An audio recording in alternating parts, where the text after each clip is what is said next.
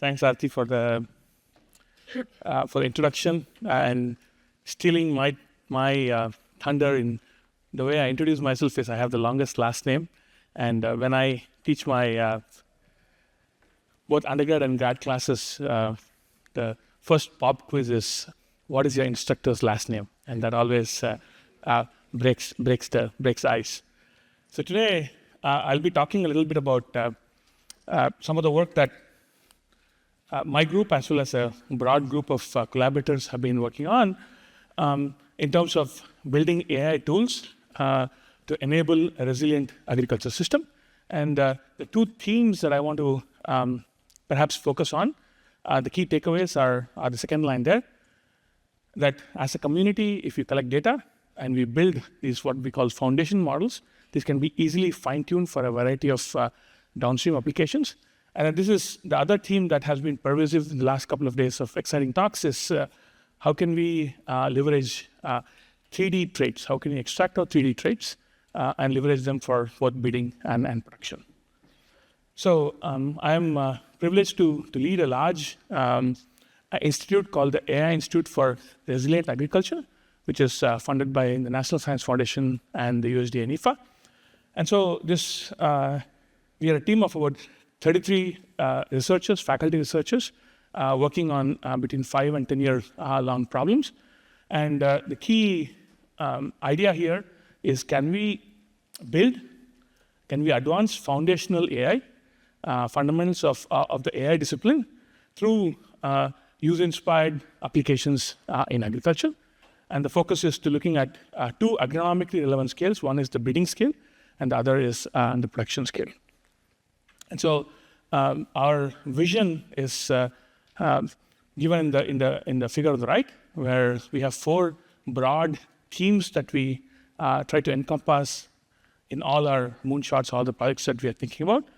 Top left is how do you build these AI tools through, again, user-inspired lens, and then we deploy this at whatever scales, at whatever agronomic relevant scales, right?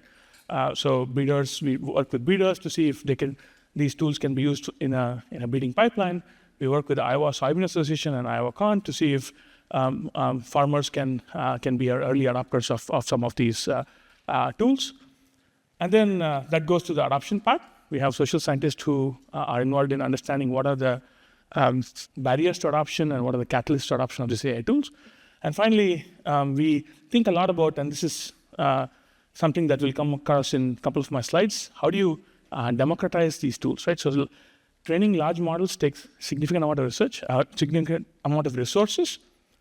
So once you train it, can you enable a broader scientific community to leverage the training resources, right?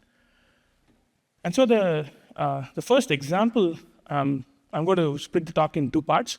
The first part is about talking about what is the value of data.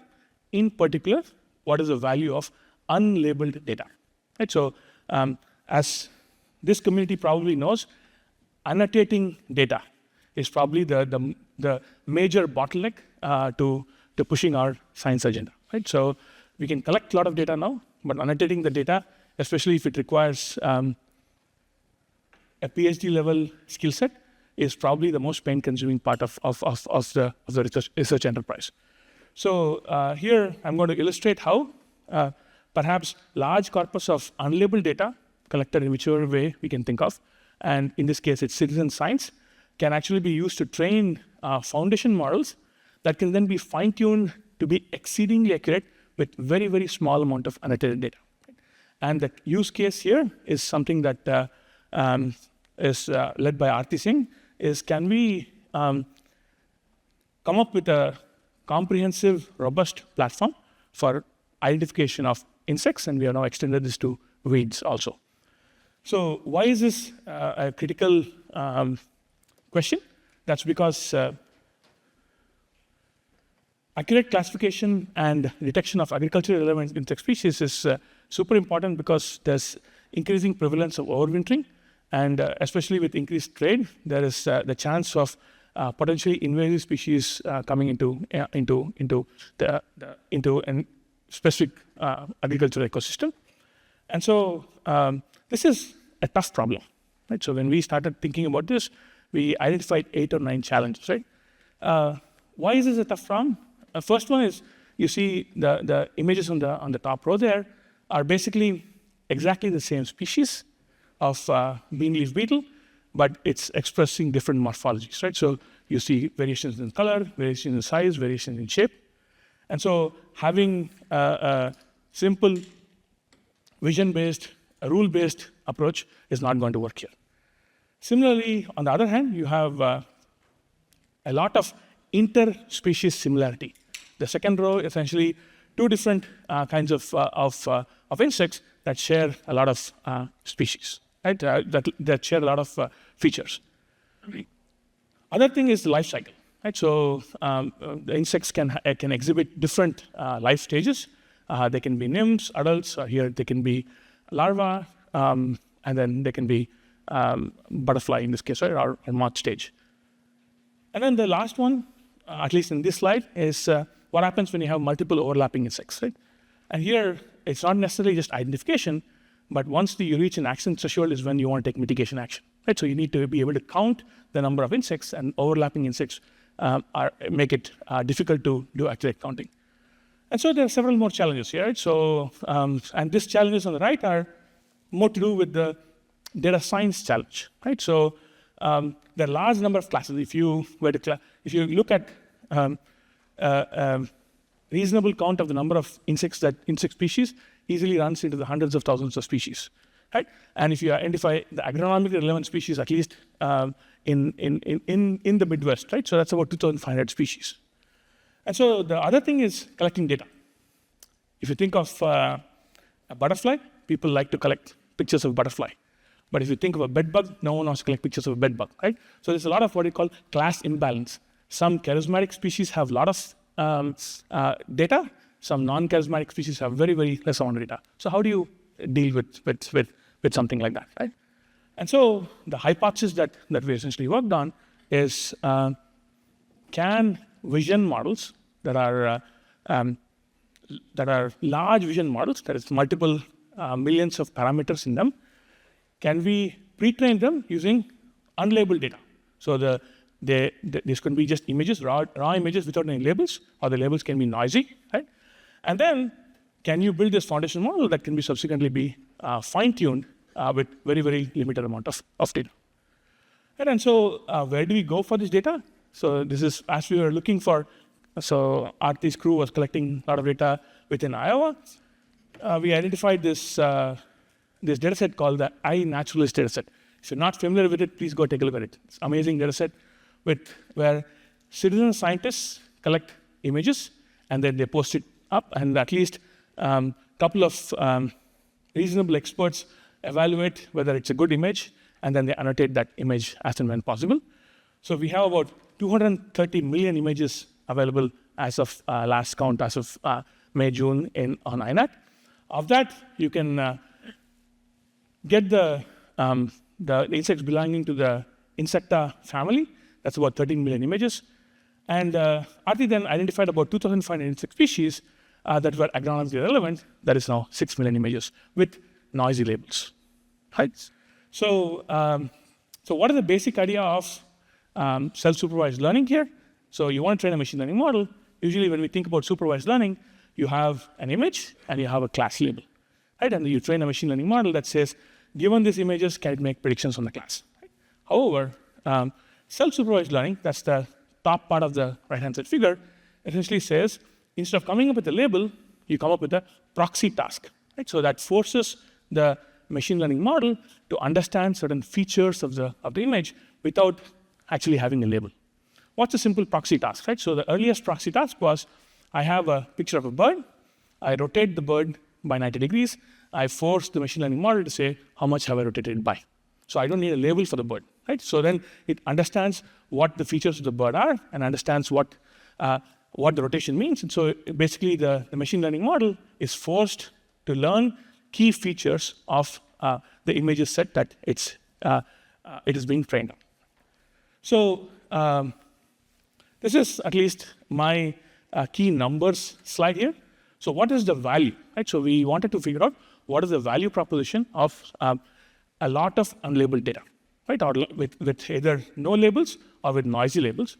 And so we started off increasing the amount of data that we used, unlabeled data that we used to train a machine learning model by factors of 10. 60,000, 600,000, 6 million, and then currently we're doing 60 million and 120 million. Right? And so the results are, and then we used that pre-trained model and then fine-tuned it on 600K images that have been labeled very, very carefully. And so you see in the second column there, the clear value proposition of how the accuracy is improving, right? The amount of labeled data is exactly the same. The amount of unlabeled data that is pre-training that you're using to pre-train the model is increasing, and you see a significant improvement in accuracy, right? From 89% accuracy to about 96% accuracy. Okay, so to us, this was a very clear empirical evidence that more unlabeled data is actually quite good. And this, and you can collect a lot of unlabeled data. So people, if they're not willing to share genotypic details, share management details, but they can still share just the raw data, and that's going to be pretty useful. So how does, then after we fine-tuned our model, remember this is over 2,500 classes, the model is able to clearly distinguish between 2,500 different insect species, and the figure on the top right is what is the accuracy per class. So for every class, we took about 10 images. We evaluated how well the model is able to identify which class it belongs to. And you see overwhelmingly, for more than 90% of the insect species, you get more than 90% accuracy. And so what we also found was two interesting things. First thing that we found out was this is independent of the size of the insect. So the figure on the bottom is showing you essentially the violin plot, the accuracy plots of, we categorize the insect classes into various sizes, right? So, and this is a beautiful result because when citizen scientists upload images, they are either close to the insect or far away from the insect. So the data set itself accounts for various sizes and poses and so on, right? So, so the last point in this slide is what is the computational effort needed here, right? So it took us significant computing effort, about 20 GPUs. These are 800 GPUs, 80 gig GPUs over 35 days of computing. But once you have the foundation model, training it is super simple. Less than half a day to train for your problem. And so it's able to identify several invasive species as indicated by USDA. It's also able to look at significant intra-class dissimilarity. All the figures in the circle there are the same beetle, and it's able to identify that with more than 98% accuracy. And then it's also able to identify species exhibiting similar features, right? So the 3 rows there are 2 different insect species that are extremely similar. So remember the 4th theme that I said was about democratizing these tools. So we developed this foundation model. We have open sourced all the weights, and we have also made sure that the models that we have trained is put between a front end that's easy for end users to use. So you can just upload the image. It's going to tell you what the class ID of that insect is going to be. So we last year or 2 years ago, when we got a reasonable version of this working, Aarti took it out and showed it to a couple of farmers. So the first thing that a farmer essentially did was they took out their earbuds and then took a picture and said, "What insect is it?" Right? And immediately it said, "This is some insect." Right? And that's pretty damaging, right? So if you want the end user to actually trust this tool, the first thing that they're going to see is kick the tires and try to see if it actually works. And so that's when we decided to have guardrails on these tools, right? So especially if you're pushing it to the last mile. And so how do we put in these guardrails? Through several wrappers. The first is what we call uncertainty quantification, or essentially if you have a new image come in, if it does not look like it's in the distribution of the images, the large set of images that we have trained on, we gracefully say we're not going to make a prediction. And that's basically what we do, is called out of distribution detection. okay, OOD detection. So essentially, we understand what the features of all the insects look like. If a new image comes in that does not exhibit these features, we gracefully, and this is a quantified way to something called energy and entropy. And through that, we refrain from making a prediction. Other one you see on the right is what we call conformal prediction. Sometimes the certainty of prediction is very low. And so the way we circumvent that is we say, if instead of making a prediction of one single class, can I make a prediction that it could be class A or class B or class C? And together, I can guarantee that it hits some certainty. That's what we call conformal prediction. And that's what you see there, that it's unable to make a prediction on a single class with certainty, but with a 98% certainty, it's able to make a prediction that it belongs to one of these three classes. Then the next step that we did was, sometimes you don't need to be able to identify 2,500 insects. Sometimes you only need to identify which of these 65 insects are most important for my breeding program or for production, right? And so often we're, our growers, at least within Iowa, we're interested in a subset of insects that are in the field crop insects. So we took this global model and we fine-tuned the global model with very, very small amount of data. Right, so we fine-tuned it with maybe 50 images per insect or 100 images per insect. This is what is called K-shot training. Right, so you only need K for a small K number of shots of images of a certain class, and then we showed that this actually beats state-of-the-art significantly. Again, the value proposition of unlabeled data, training on large amounts of unlabeled data, followed by small amounts of fine-tuning. We used a museum data set, which has about 291 classes, and you can see the first column there, a significant improvement of nearly 40% in terms of accuracy. Then the question came in, okay, I'm able to identify an insect species, so what? Right, what do I do with it? Right, from a grower perspective, that's when we thought, could we integrate that with a conversational agent, with large language models, right? So you have a vision model that takes a picture, comes up with a class label, class ID. We can then put this into a chatbot like ChatGPT, and that's what you see here. The picture on the left is our pest ID framework, where you upload an image, it tells you what the class ID is, and then it gives you some information about that, and then you can start conversing with it.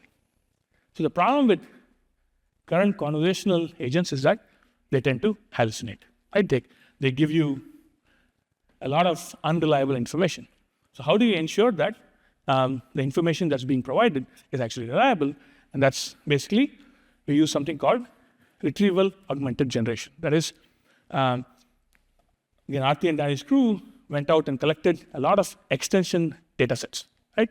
That is pest mitigation strategies for individual insects. And so once we have identified which insect it is through the vision model, we provide the document into the ChatGPT and say, answer any question that the end user asks, but within the context of what is in this document. Right? This is what is called retrieval augmented generation. And so what you see on the picture here essentially is it's identifies the fall armyworm, and it says, is this a pest in Iowa? It gives a response, but it also says where it has taken the response from.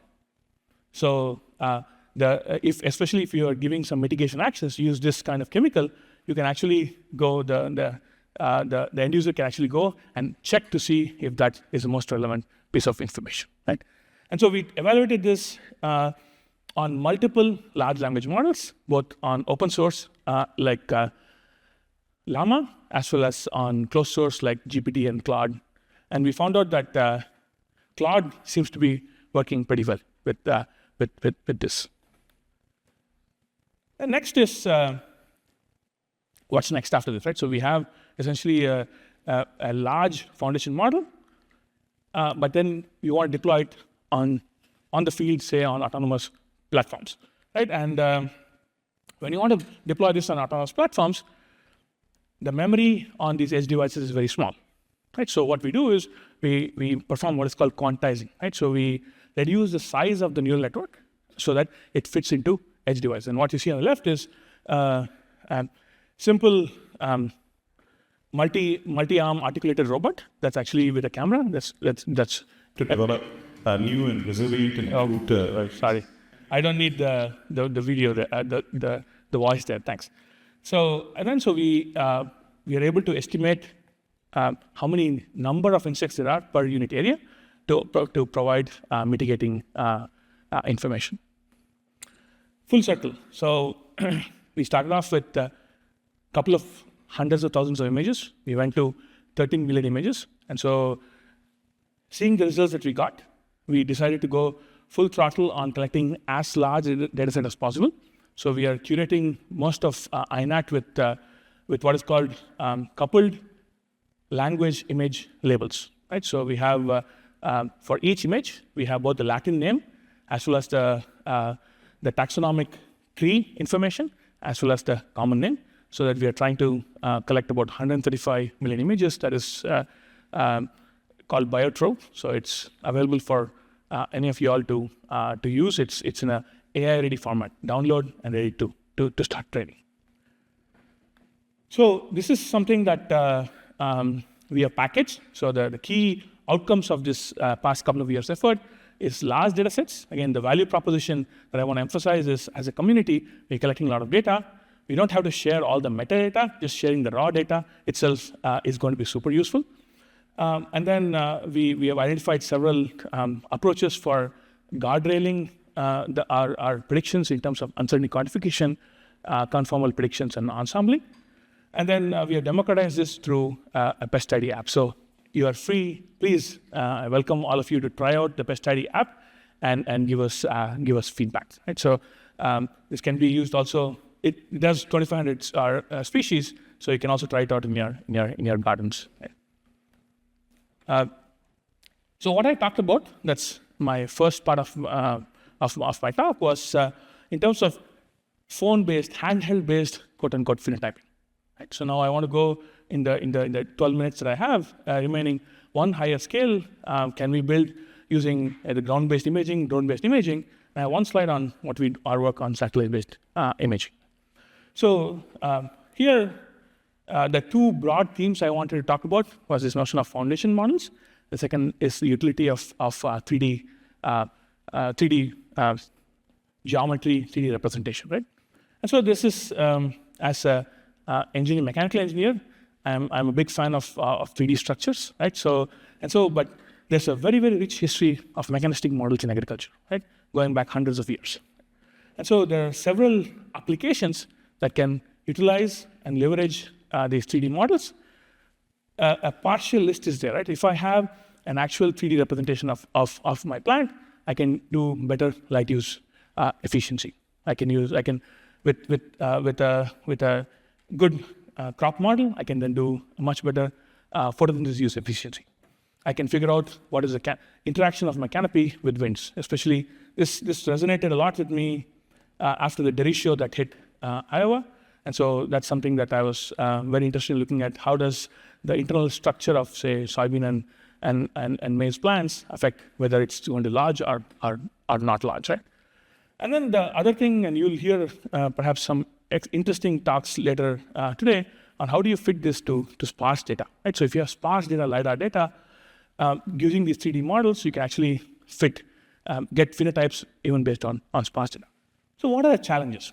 So at least from AI and computational science perspective, I see three challenges. First is, how do you actually reconstruct the structure, right? We know how to take 2D images very well. We are getting better and better at using those 2D images and using LiDAR to construct 3D images. Second is, okay, we construct this 3D representation, but is it in a format suitable for analysis, right? So just point cloud data might not be necessarily useful for downstream analysis. And third is, well, you actually have to do fast, high-resolution analysis. So how do you do these things? So I'm going to quickly go through each of these challenges, our attempts to circumvent those challenges, and open questions for us as a community to think about these challenges. So there's several. First is, how do you reconstruct the 3D structure? So there are several approaches that the community has pushed forward. First is stereoscopic, right? So you take two, just like the eyes, you take two cameras that are looking at the same scene, and you try to reconstruct something in 3D. Next is structure for motion. So you take multiple images and you use something called col map. So you identify the poses, and then you reconstruct the 3D structure. Other one is multi-view voxelization. You voxelate the structure based on multiple views. And the last two are something that I've noticed that there are several talks, posters on these two. First is the LiDAR, right? So and that's what you see at the bottom there. We had a very nice talk earlier in the day that explained the details of how LiDAR works, right? So essentially you get a point cloud, a gappy point cloud data, right? And then newer approaches called neural radiance fields and Gaussian splatting. I'm not going to go into the details of those, but Wei Guo, Ian Stavnos both are here doing wonderful work on these two. Please talk to them, right? And so, but from a affordable phenotyping perspective, from a frugal phenotyping perspective, LiDAR is probably a difficult one, right? So we purchased a LiDAR a couple of years ago for $70,000, right? So, and this is very, very useful. So all our ground truthing is based on that. But what you see using these newer approaches, neural radiance field and Gaussian splatting, a simple camera, a phone camera, will be able to get you there. So some examples here essentially are, so what are the challenges with this neural radiance field, right? So we have had some success. So the figure on the left is video around a plant, and then what you see in the middle is the LiDAR scan, which we call the ground truth, because we very painfully took LiDAR scans from multiple views to reconstruct this point cloud very, very carefully. And then the figure, the second one there is your nerve-based reconstruction, and we have come up with metrics, right? How do you evaluate how well your reconstruction is based on this ground truth, right? So we have notions of precision and notions of recall, and so these serve as a valuable benchmark for the community to start developing better techniques than what we have currently, right? So the challenges are, how do you reduce the training time from 8 hours, 6 hours to something smaller, right? How do you create a watertight mesh? And the other thing that's also talked about earlier on is we are dealing with slender objects, right? So leaves move, and so getting the structure of slender objects is a non-trivial problem, but there's also a lot of opportunity to engage with engineers who deal with slender structures. And so we tried out, again, we collected a lot of data that we are making public, and this is highly correlated data. So we have images, we have the poses at which we're taking these images, we have the 3D reconstruction from LiDAR, and we have done this for 1,000 individual plants, con plants, with all these data sets that are, so look out for the data set that could be useful for any of the calibration and evaluation of techniques. So that's the challenge of reconstructing geometry.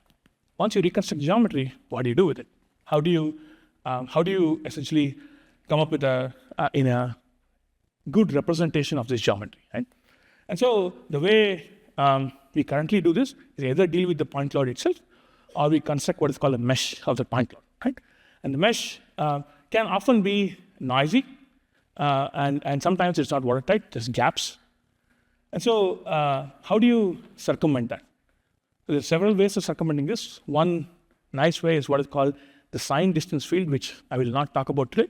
Other approach that we are taking is something called using, as an engineer, we use a lot of CAD models, computer-aided design models, right? So this is essentially what we call, CAD models are simple graphs with knobs that can represent complex shapes. By changing, for instance, if I have a cup, a CAD model of a cup, I can change one knob, change the diameter of the cup. Change the other knob, change the size of the ear. Change one more knob, change the size of the height of the cup, right? So in exactly the same way, here, one of my students created this procedural model of a con plant, where instead of having 500,000 points to represent this image, I'm just using 500 points to represent this, so 500 knobs. I can change the knob, I can change the location of the leaf, the size of the leaf, the wiggliness of the leaf, the number of leaves, the orientation of the leaf, and so on. So this is, in my mind, a very elegant way that's low dimensional, right? So you're able to come up with a low-dimensional representation of a complex object. It's explainable because this knob affects the leaf angle. This set of knobs affect phyllotaxy, right? So it's very explainable, and it's super computationally efficient, right? And so given this is recent work where given a set of point cloud data, this is 500,000 points from a LiDAR, we are actually able to come up with a fitted model, this procedural model, that is represented by only 500 points, 500 parameters. So just imagine the 1,000-fold reduction in memory, right? So for every plant that you can, instead of having a full 500,000 points XYZ representation, you just need to have 500 parameters and a simple model code that reconstructs this geometry. And so for examples, for those of you who are con experts, right? So we tried this out for a couple of different genotypes, the B73 and MO17, and you can see the variations in architecture that's accurately captured. Now, the last challenge in the 3 minutes that I have is I talked about how do you reconstruct the shape, how do you represent the shape, and third is what analysis can you perform with the shape. Right? And I'm going to focus on the left side where, again, there's a lot of work by a variety of groups across the world. One thing that, who are reporting open source code. So I'm a big fan of open source. So this is Helios from Brian Bailey's lab in UC Davis, which is essentially a very fast biophysical modeling framework, especially radiation transfer. So the problem that we are looking at is, can I quantify part on a set of diverse varieties that have grown? This is work with Pat Schnabel's group. The way PAR, at least to my understanding, is measured is you have a meter, light meter above the canopy, you have a light meter below the canopy, you walk across the row, and you figure out the difference between the light intercepted at the top of above the canopy and light below the canopy. Right? So we can do exactly the same thing with my virtual twin in this case, right? So I have a 3D representation, I can do this exactly the same thing. So you place the reconstructed plans on a virtual plot, and then mirror the actual arrangements of the plot, and then perform analysis. Note that when I'm doing the part, especially for large field trials, I'm only measuring empirically, experimentally, at one time point. Okay? But what this allows us to do is, or before that, maybe I show that we showed that the virtual part is correlated very well with the actual experimentally determined part for a diverse set of genotypes. Right? Then we can take this out for a ride. Right? We can say, I can place plants at different phyllotaxies and figure out what is the implication on part. I can also look at part over the whole day, rather than figuring out photoactive radiation at one point of time. Right? So I can figure out, and this is specific to location. This is all done for AIMS. Right? So where I know exactly the lat long, the time of the year, and that tells me what the motion of the sun is. I can figure out how much photoactive radiation is incident. So what kind of analysis can we do? Right? So we can explore the effect of phyllotaxy. Right? So changing the orientations of the leaves impact the amount of PAR that's being that's absorbed or that's incident on the plant. Similarly, this growing season, Pat's group utilized some of these analysis to figure out at what times of the day is it most ideal to perform these experiments. Right? So we can inform field experiments. And then the last one that I'm very excited about is this procedural models. Remember, there's only 500 variables, super easy to perform optimization, so we can perform optimization. Right? Can you, given a certain row spacing and seed spacing, and given a certain biomass constraint, can you design how the leaves can be so that it maximizes the light use efficiency? This could be useful information for breeders to start playing with. Right? So is this actually an idiotype that I want to breed for? Right? And this can be extended to a few other things, light use efficiency, to photosynthesis use efficiency, to lodging, and so on. And so a couple of things, other things that I'll very briefly talk about. Getting these 3D reconstructions provide a wonderful opportunity for education. Right? So the figure, you can put these 3D models into artificial AR, VR, right? Augmented reality, virtual reality modules, and you can look at various physiological stages And this is, in this case, this is with Danny Singh and Adarsh Krishnamurthy, where they're looking at millets, staging millets. And you don't have to only wait for those 5 or 6 weeks in the year, at least in the Midwest, where you can actually stage these, right? So you can actually, any time of the year, winter, you can actually stage this and understand this. And so in the last minute or so that I have, the last problem that I want to talk about is we have undertaken a fairly intensive data collection campaign that the data set is now available, where we have taken across 6 locations in the Midwest with multiple nitrogen management conditions. At exactly the same point that we're collecting satellite data, we're also collecting drone data and ground data. So this is essentially data that is completely correlated. And so this allows us to figure out the value proposition of satellites to drones to ground-based measurements, right? So with that, I thank you for the opportunity to talk. And the 2 key points that I made was the value proposition of collecting raw data and training foundation models, and the value proposition of doing things in 3D. Right? So I'm happy to take any questions if there are. I have a question. Well, first, it was a really great talk, and I wanted to discuss on the large language models that you use, because you use the CNN to detect the insect that is present, and then you use the class to retrieve some text through retrieval augmented generation. So the first question is, what kind of text are you retrieving? Are there papers? Are they information? And the second question is more technical, is that if you are using any multimodal information to ask questions regarding to the image, like the size, the colors, and everything. Thank you. Can you hear me? Yes. Thank you for the question. So the first question, if I remember the questions correctly, the first question is, we have tried multiple kinds of architectures, both CNN, convolution, as well as vision transformers. And in all the cases, image is converted into a label, right? So into a class label. So class label here is a Latin name of the species, right? So once you have the name of the species, say Japonica papale, so Japanese beetle, right? Then you can there are 2 ways. You can either feed that just the name into ChatGPT, and you can try that now, right? So you can and say, tell me about Japanese beetle, and it'll give you something, right? And that's just a simple hook. But to ground the information in so that it doesn't hallucinate.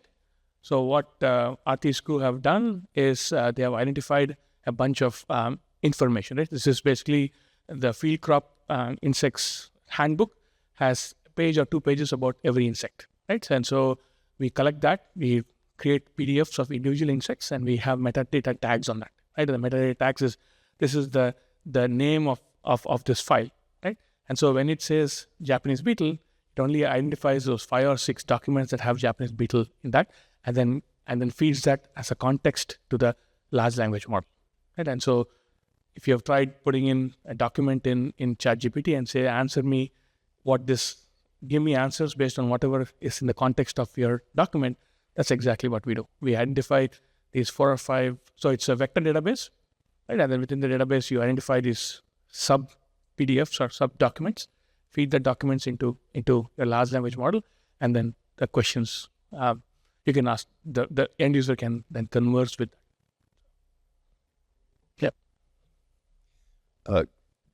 Great talk, Baskar. I especially was curious about your use of training an insect-specific foundation model, and I was wondering if you could speak a little more about the advantages you saw using that versus, say, a more generalist foundation model, like, say, ResNet or something. I mean, do you see a reduction in the number of images you need to fine-tune or something along those lines? Yeah, great question. So we tried a couple of things. So the first is you have a standard model, say ResNet or RegNet model that is pre-trained on, say, ImageNet dataset. Right? So you have pre-trained weights, and then you fine-tune on a small amount of data added data, and then you get a certain performance. What we noticed is if you pre-train using self-supervised learning on a large corpus of domain-specific data, so insects, you get a significant boost in performance, right? And that significant boost in performance is from 90% to 95%, or from 50% to 90%. So it depends on context. So there is a significant value to domain-specific pre-training. So yeah. Similar question, but more practical. I love iNaturalist. As soon as I saw your first slide, I took a picture. It correctly identified all those insects. And then I took a picture of the earbud, and it correctly identified that as human, right? So I guess my question is, if you had a problem with that with your model, what's the benefit for each institution developing their own specialized model for a specialized species, as opposed to contributing to a really broad model like iNaturalist? Does that make sense? Yeah, I think there is so if you're contributing data, please contribute to iNaturalist. Right? Don't try to build your own data set, right? So because there's value to scale, right? That's one thing from a data collection perspective. I think from the training a model perspective, I think training, if there's one foundation model that's been built and publicly available, I think I would strongly, there's a lot of effort that goes into building something like that. And then it's good to make it open source, which we have done. The value proposition for fine-tuning to smaller number of species is that you can get a significant boost in accuracy and robustness if you train on smaller number of insects. So if I only care about 40 insects, I don't really care about 2,500. I don't need to train a model on 2,500 insects, right? So my accuracy is going to significantly increase if I am training on a smaller subset of the original class. Right? So that's a practical outcome, and that's something that the growers in Iowa specifically want. They say, I don't care about 2,500 species. Right? Tell me the 52 species that matter to me, and make sure that you're very certain about predictions of those, and your accuracy is pretty high. Right? So, thank you for the interesting talk.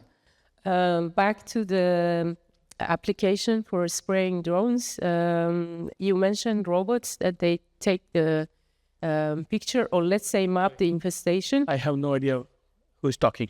So, yes, okay, thanks. Yeah, so the infestation map will be provided using the robot, and then afterward you use the spraying drone to spray specific areas. So my question is that the robot is just using RGB, or is also other type of imaging? And then if it's just RGB, the problem is that the insects, sometimes they hide themselves under the leaves. And also another question is that how do you do the field scouting? Because basically the distribution in the field is not also equivalent. Sometimes due to the soil conditions, in some areas they are more or less. So yeah. Great question. So I would divide that into two parts. The identifying weeds, which I barely talked about, but that's also another foundation model that's similar to the insect model. It's about 15 million images of various weeds that we have trained on that can identify about 1,500 weed species. That is purely, again, based on citizen science data. It's all RGB. Right? And so identifying weeds is something that we are able to do to deploy the model that we created on a drone, not too high, but the drone is about 20 to 50 feet above the ground. Because again, when you're imaging, the data set itself is people taking pictures, right? So handheld pictures. So if you go too far off, then the resolution is not, it's out of the distribution that you're training on. So from the perspective of weeds, it seems to be working well. We will know for sure next year, next growing season, right? When we'll do a lot more comprehensive tests. Right? From an insect perspective, I don't think drone-based scouting for insects is, at least the way that we are figuring it out, I don't think it'll work. And insects are too small unless we have extremely high resolution cameras. to actually perform scouting. So scouting for insects has to be ground based, right? And that's why one of the videos that I showed is ground based imaging platforms that can actually look under the leaf, right? So that's yeah. That's fair. Question. Yes. Hi. I was wondering if you compared the accuracy of your model to the general purpose iNaturalist app, and if so, I was curious how it compared. Yes, that's a great question. I think the accuracy, so the iNaturalist app identifies all species available in iNaturalist, right? So that means it identifies insects, weeds, animals, fish, everything, right? So, and that's close to 500,000 or so classes, right?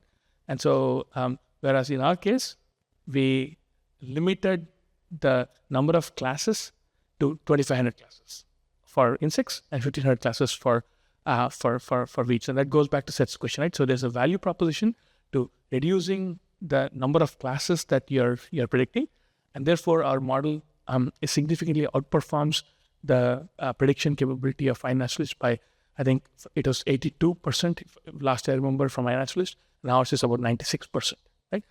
But it has to be taken with a pinch of salt, right? So iNaturalist models, the machine learning models can predict millions or fraction of a billion classes.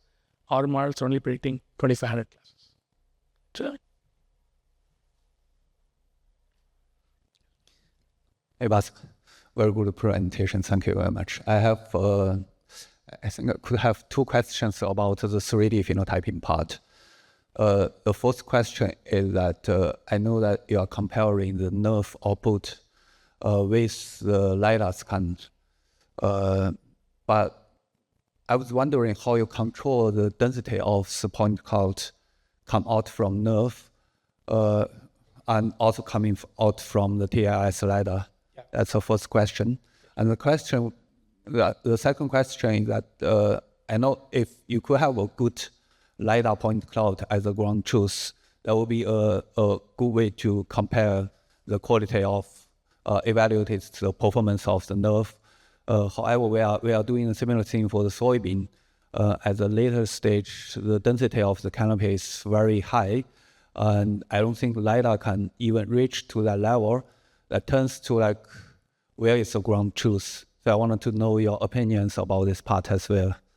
Thank you. So I will answer the second question first, right? So we are creating data sets of a diversity of corn maize varieties, and we are not imaging this in the field, right? For an evaluation perspective, we are actually cutting the plants, bringing them indoor, and doing LiDAR measurements of those and nerve measurements of those, or images of those.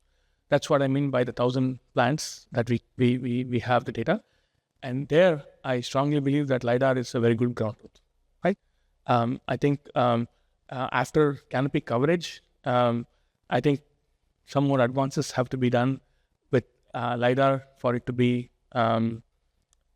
serving as a ground truth. I think nerves and G-splats and other things might be better for that, right? So, but there, we need to come up with better evaluation techniques, right? And I don't have a good idea on what the evaluation technique will be, right? So the way I did in the group was we 3D printed a plant, right? We know the 3D model, the CAD model of the plant, right? We did LiDAR on that. We compared the LiDAR point cloud with the 3D actual CAD model, and then we convinced ourselves that that's good. And then we did the imaging, and then we compared that with LiDAR, right? That's so there, as from an engineering perspective, I have the CAD model, so I know that the LiDAR matches this. So your first question about from LiDAR, you get a certain point cloud. From NERSC, you get a certain point cloud. Then getting the point cloud from NERSC is a multi-step process, right? First, you have to identify the surface, you do box counting, you do marching cubes, and then depending on the size of the marching cubes, you can get some shape, and then you take samples for point, right? So the point clouds are different here, right? So then we have to be careful about what kind of metrics that we evaluate, right? So how do you compare point cloud, one set of point clouds to another set of point clouds? That's where in the Plastic Genomics paper, we have identified 2 or 3 metrics, right? So one is you do precision and recall. Precision is we say the LiDAR is the ground truth, and we say for every point of the LiDAR, are there any points that are close within epsilon radius of in the nerves? And then recall is for every point in the nerves point cloud, is there a existing point in the ground truth data that's epsilon. So we provide some precision recall curves, and that seems to be a good way to think about it. Other way is again looking at single directional chamfer distances instead of bidirectional chamfer distance, then with LiDAR as the ground truth, and that will also work with an equal number of point clouds, right?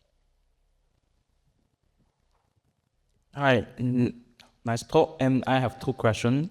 The first question is here. If we don't have enough data for the agriculture, is it possible to use the non-agriculture data to do the peer training? Because we have many data also of agriculture. But if we can use non-agriculture data to do the peer training and Python at the agriculture could be more useful for agricultural phenotyping. And second question is, I think the model is more based on the clip model and for the language and the image. And I want to know, a more opening question is, if there are multiple objects there have many different insights, how is the model performance? I know it's really challenging for the clip now, but I want to know how nowadays how it's going. Thank you. Yeah. I think your first question was, what if we have data that's not relevant to the domain that you're interested in, correct? And that archive paper that talks about the insect net, we evaluate that, right? So we say, what is the value of unlabeled data within the domain and outside the domain, right? So, and then what we found out was that daisy chaining this, right? So you start with ImageNet weights, you do self-supervised learning on some other data that's close to your domain, and then you do self-supervised learning on data that's even in your domain. This sequence of daisy chaining seems to distill features that are more and more relevant to your domain, right? So that's, yeah. And then your second question is about clip-based model, right? So initially we started off with, oh, by the way, clip, right? So what is clip? Clip, most machine learning models until a couple of years ago were vision-based models, right? So you take an image, and then the machine learning model learns some features, and then those features are projected onto a class, right? So class or regression. So clip is contrastive language image retraining, where in addition to an image, you also have a text label to it. So the image is, you come up with a feature, the machine learning model comes up with a feature set of the image. It also comes up with a feature set of the reduced order representation of the language. And these are correlated with each other, right? So if you could, then you can query the model to say, tell me something about a textual prompt, and it'll give you an image, or an image prompt, and it'll give you the text, right? So the largest data set that we have, we are only now exploring clip-based multimodal representations, and our early evidence suggests that clip-based models, so these multimodal models, are significantly better than the models that we have trained a year ago, right? So, so the vision transformers versus the ResNet, RegNet models give us some accuracy, but I think clip-based models will give us a lot more robustness and accuracy. Multi-object, right? So multi-object. Everything that I'm talking about, right, that I talked about here, is based on just identification of what insect there is, right? What I did not present, but my student had a poster on Monday, is linking this with bounding boxes, right? So what we do is, given an image, it identifies all the insects, puts bounding boxes, and then crops out that particular bounding box and then does classification. And so we show that allows us to do multiple species of insects in the same scene, as well as perform counting of the insects.